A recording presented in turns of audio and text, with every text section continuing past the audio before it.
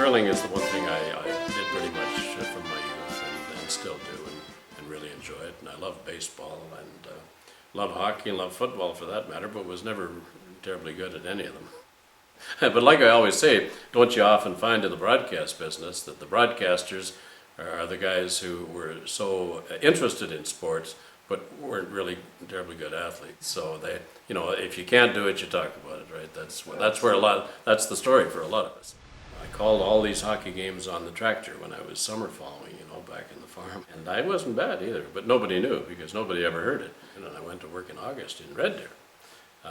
Just by writing to a couple of stations. I wrote to the Camrose station and to Red Deer, and to my surprise I got a letter back from Stan Sparling Solberg, who's also in the Alberta Sports Hall of Fame, a legendary old broadcaster and still lives in Drumheller. And he said, well, you got a certain amount of monotony in your voice, but you know, we can probably work with you.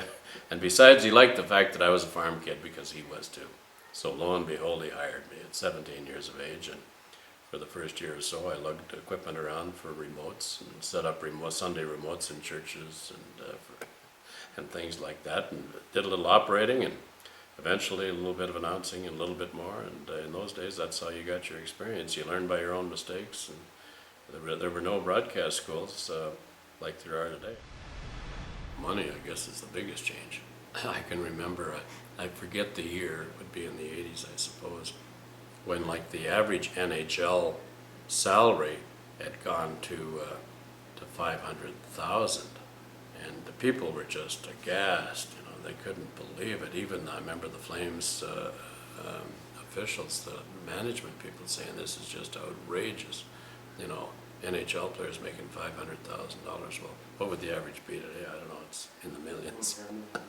it's in the millions. What an unbelievable change that was. Well, it's funny talking about not just the professional sports, but now that we're just about at the Stampede, and I think I don't know what it is. The entry is $14, I think, at the gate now.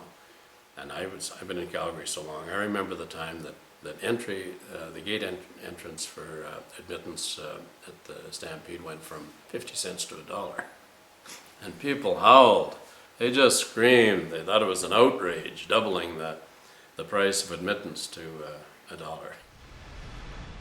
It's a wonderful honor to be there. It truly is. Because, again, it's some recognition that you've done a pretty decent job over the years.